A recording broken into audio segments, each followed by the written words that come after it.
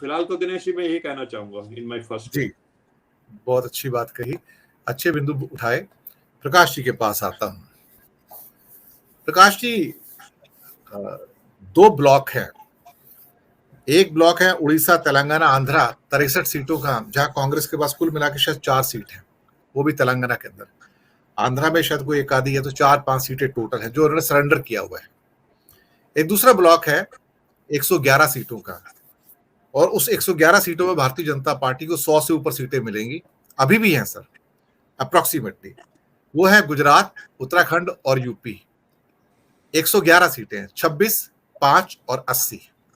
आप यकीन मानिए, बीजेपी को अपनी काउंटिंग 101 से शुरू करनी है सर। यहां से 100 सीटें उनके पास पड़ी हुई हैं। 26 की 26 गुजरात में पड़ी हैं सर, 5 की 5 उत्तराखंड में पड़ी हैं, कोई नहीं लेके जाएगा उससे। 80 में से 70 सीटें अभी भी उनके पास पड़ी हैं सर। लड़ाई इस बात की है, मायावती की 10 सीटें किसके पास जाएंगी, क्योंकि उनके पास नहीं जाएंगी। उसे ग्रैब कौन कर सकता है? क्या अखिलेश 30-32% के वोट बैंक पे, सिर्फ 30-32, सिर्फ मैं आपको बता दूं, आरएलडी मिला लोगे 33-34 हो जाएगा। लोकसभा के अंदर बीजेपी 50% प्लस वोट पे बैठी है सर। तो आप अगर 35-40 भी ले जाते तो भी आप 5-7 सीटों से ऊपर नहीं लेके जाएंगे। ये लड़ाई खतरनाक है सर।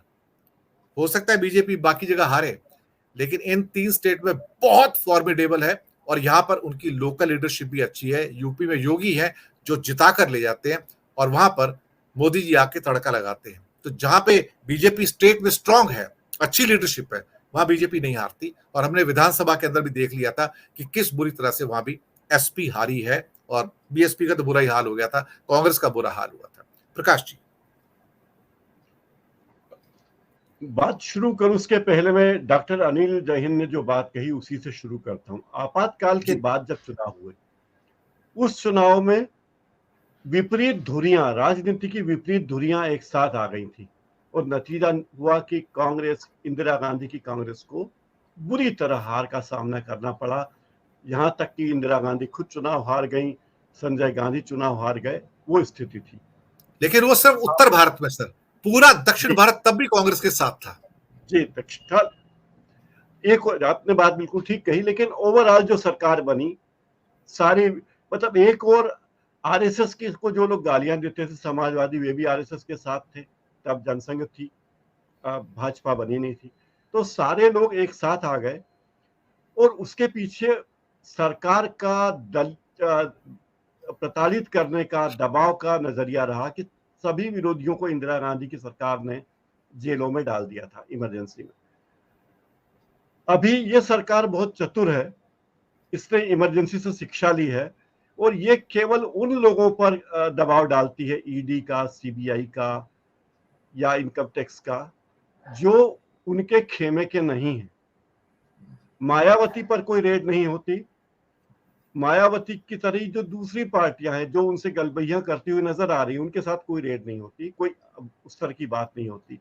यानी BJP plus ED plus income tax plus CBI, ये सब, इन सब के निशाने पर कौन है, ये बात ध्यान देने वाली है। दूसरी बात ये मुझे लगता है, सारी पार्टियों को लगता है कि कांग्रेस पार्टी जो है वो पतन की ओर थी, तो उसका जितना फायदा उठा लो उठा ले। केजरीवाल जैसे शख्स ये कहते थे कि देखिए, हम तो गुजरात में इतनी सीटें लाएंगे, कांग्रेस को 10 सीटें भी नहीं आएगी, लिख के दे रहे थे अरविंद केजरीवाल। और अरविंद केजरीवाल की आम आदमी पार्टी के निशाने पर केवल और केवल कांग्रेस पार्टी थी। इसी तरह वो एक नमूना है, उसी की तरह दूसरी तमाम पार्टियों के भी निशाने पर केवल और केवल कांग्रेस रही, क्योंकि कांग्रेस एक आसान शिकार थी। बीजेपी से निपटने का मतलब ये था कि ईडी, सीबीआई, इनकम टैक्स और बीजेपी।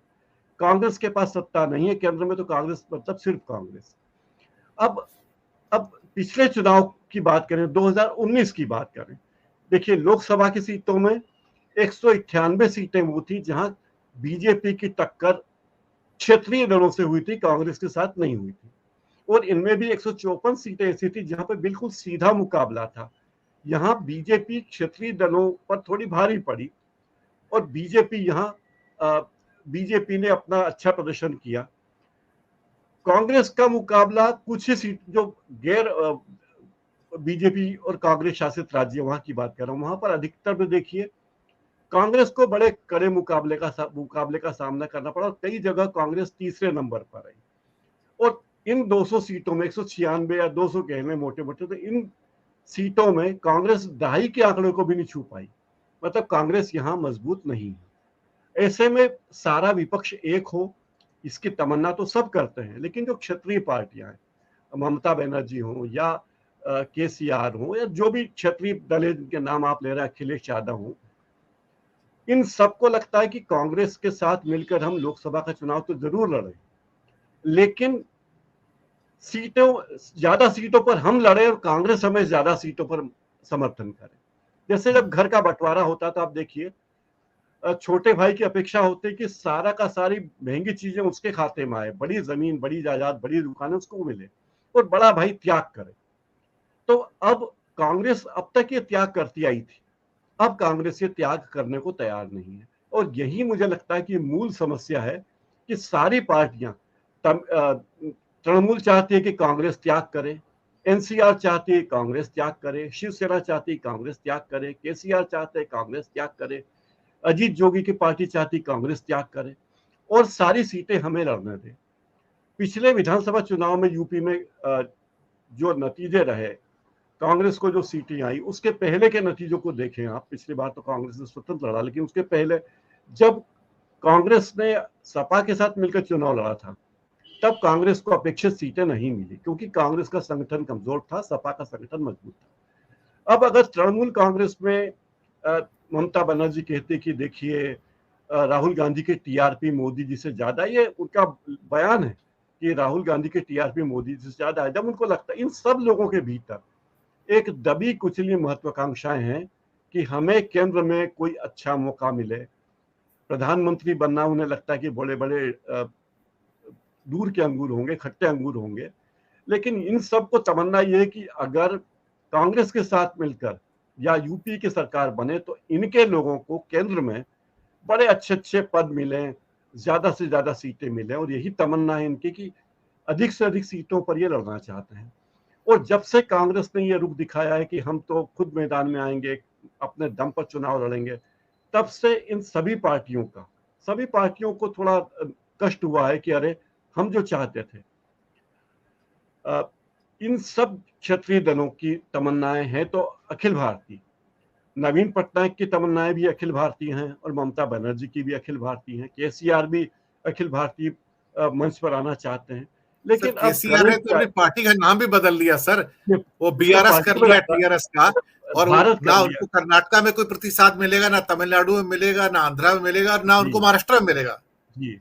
लेकिन कर्नाटक के नतीजों से केसीआर को बहुत हताशा हुई। उन्हें लगता है कि जिस तरह कर्नाटक में कांग्रेस आई है उसी तरह अगर उनके राज्य में भी कांग्रेस आएगी तो उनका सफाया होगा। तो ये सारी पार्टियों को लगता है कि विपक्ष की एकता हो, ये तो सब चाहते हैं, नीतीश कुमार भी चाहते हैं, कांग्रेस भी चाहती है, क्योंकि एक हुए बिना बीजेपी को हराया नहीं जा सकता। जैसे आपने कहा कुछ राज्यों में तो बीजेपी बहुत ही अच्छी स्थिति में स्ट्रांग होल्ड है बीजेपी का, चाहे गुजरात हो, चाहे यूपी हो, चाहे उत्तराखंड हो। तो ऐसे कुछ राज्य और छोटे मोटे राज्य निकलेंगे जहां बीजेपी, और जो छोटे छोटे प्रदेश हैं भारत के, उन छोटे प्रदेशों में सीबीआई की भूमिका, ईडी की भूमिका बहुत महत्वपूर्ण होती है। जैसे गोवा, जहां लगभग हर पार्टी का हर बड़ा नेता खदानों के धंधे से जुड़ा हुआ है, और जिस पार्टी की सरकार होती है उसके साथ जाना उनकी मजबूरी होती है, क्योंकि इन नेताओं के लिए राजनीति भी उनके कारोबार का हिस्सा है। ये सारी बातें बीजेपी जानती है। तो कांग्रेस के लिए चुनौती बड़ी है और अपनी अपनी जमीन बचाने की चिंता, जैसे मायावती ने अपनी जमीन खुलेआम छोड़ दी है, केवल मायावती ने, लेकिन अखिलेश यादव छोड़ने के लिए तैयार नहीं है। अखिलेश युवा हैं, मायावती के ऊपर इतने सारे मामले पहले से ही चल रहे हैं, ईडी, सीबीआई, इनकम टैक्स के, कि वो ज्यादा खुल के बोल नहीं सकती।